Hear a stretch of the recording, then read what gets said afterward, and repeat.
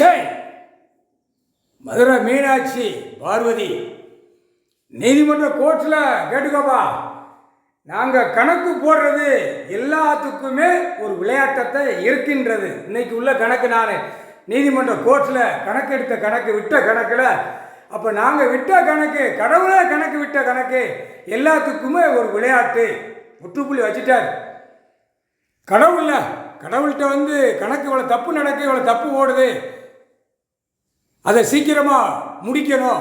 நீதிமன்ற கோர்ட்டில் வழக்கை இழுத்துக்கிட்டே போகக்கூடாது, சீக்கிரமாக முடிக்கணும். இவன் ரொம்ப ஆட்டத்தில் போகிறான், அப்போ நமக்கு தக்க பாதுகாப்பு வேணும். ஐயா கொடுங்க ஐயா, ஏதாச்சும் எங்களுக்கு பாதுகாப்பு கொடுத்தா நாங்கள் சட்டப்படியாக நாங்கள் எல்லாம் தப்பு செஞ்சதுக்கு சீக்கிரமாக அந்த கேஸ் கட்ட முடிச்சிருவோம் அப்படிங்கிற ஒரு வார்த்தை வரணும். வரல, அந்த முற்றுப்புள்ளி முடிஞ்சு போச்சு.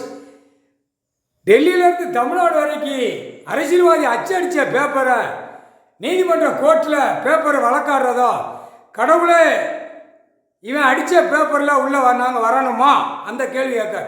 இவன் அடித்த பேப்பரு பூமி, என் பூமி, இவன் பேப்பர் அடித்து விளையாடுதான், அந்த பேப்பரை நான் கொடுத்து உள்ளே வரணுமா அந்த முற்றுப்புள்ளி வச்சுட்டார். நான் கணக்கு எடுத்து கொடுத்துட்டேன்.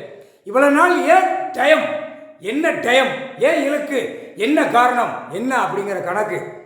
அதான் அவரு இன்னைக்கு சொல்லுவார். மன இறங்கி ஒரு வார்த்தை அடித்தார். லிங்கத்தில் உட்கார்ந்துருக்கேன், எனக்கு முன்னாடி 2 கை வீசி எப்படி வாரான். அப்போ நீதிமன்ற கோர்ட்டில் வழக்கு ஆடுது, நிலுவையில் இருக்குது. அப்போ எதுக்கு தகுத்து இப்படி வாரான். அப்போ என் இடத்துல இவ்வளோ சேட்டை இருந்தால் அப்போ தமிழ்நாடு முழுவதும் தமிழ் வார்த்தை பேசுகிறவன் இவ்வளோ சேட்டை பண்ணி வச்சுருப்பான். ஆணும் பெண்ணும் ஒரே வார்த்தை முடிச்சிட்டார். இந்த தப்பு கணக்கில் நீதிமன்றத்திலேயே தப்பு கணக்கு உள்ளே ஓடுது. அப்போ எவ்வளோ பெரிய தப்பு. அதான் ஒரே வார்த்தை இன்னைக்கு கணக்கு போட்ட. நீ அடித்த பேப்பரில் நான் நீதிமன்றத்தை கணக்கு பார்க்கணுமா அப்படின்ட்டார். நீதிமன்ற கோர்ட்டில் நான் கணக்கு பார்க்கணுமா, இது மாற்றி புரிஞ்சு பாருப்பா ஜட்ஜி கோர்ட்டார் போகிறா. அப்போ அவருக்கு எவ்வளோ கோவம் வரும். கணக்கு போட்டார்ப்பா, இவன் அடித்த பேப்பரில் நான் இன்னும் காத்து கொண்டே இருக்கணுமா, இவன் அடித்த பேப்பரில் நான் இவ்வளோ நாள் காத்து கொண்டு இருக்கணுமா. அப்போ எவ்வளோ பெரிய விளையாட்டு. தமிழ்நாட்டில் எப்படி விளையாடுறான், டெல்லி எப்படி விளையாடுறான், அவனுக்குள்ள வழக்கறிஞர்கள் எப்படி விளையாடுறான். இது எவ்வளோ பெரிய தப்பு, இது எவ்வளோ பெரிய தப்பு. 6 தடவை வழக்கறிஞர்களுக்கு கணக்கு லேசாக விட்டு தப்பிக்க விட்டார். ஒழுங்காக கணக்குகளை ஒப்பட முடிச்சுக்கோ அப்படின்னு. இனிமே விடமாட்டார், கிட்டி போட்டுவார். கிட்டி போட்டால் என்ன ஆகும், உன்னுடைய வாதாட்டத்தில் உள்ள கணக்கு 76 வருஷத்துக்கு உள்ள வழக்கு வாதாட்டத்தை கணக்கு எடுப்பார். முப்பட வாடாரப்பாட இராணுவத்தை வச்சு எடுப்பார். நீங்கள் வேணால் கோர்ட்டில் உள்ளே போய் வெளியில் வரலாம், இது நடக்க முடியுமா, இது நடத்த முடியுமா, இது வர முடியுமா நீ நினைக்கலாம்.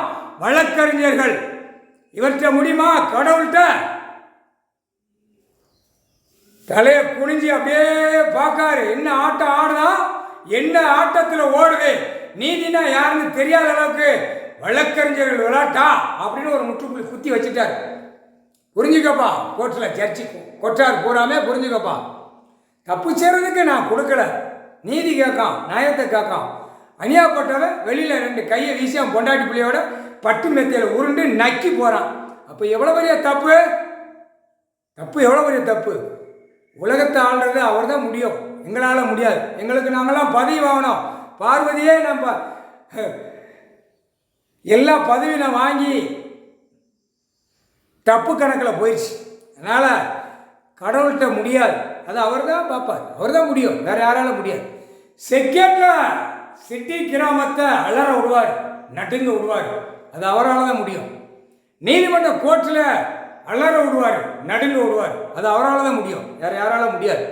அதுதான் தப்பு கணக்கு எடுத்துட்டேன், சீக்கிரமாக கணக்கை ஒப்பட ஆடிக்கிட்டே இருப்பான். டெல்லியிலேருந்து தமிழ்நாடு வரைக்கும் அவனுக்கு தெரியும், உட்காந்துட்டாரு அப்படியே ஆடிக்கிட்டே போவான் அப்படின்னு அவன் நினைக்கான்.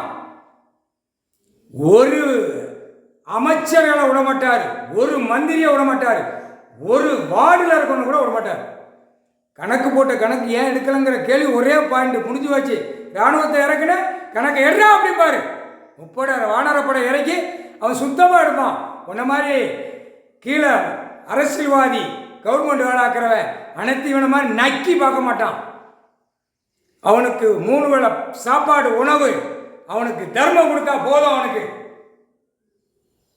வானரப்படை இராணுவ முப்படைக்கு தர்மம் கொடுத்தா போதும். அதர்மத்தில் வச்சு பூமியில நச்சு வச்சிருக்கோம் பூரா குடும்பமே அப்படியே ஏந்திரத்தை வச்சு தள்ளிக்கிட்டே போய் அடைச்சிருவான். எங்க அடைக்கணுமோ அங்க அடைச்சிருவான். முக்கால் சத்தியம்.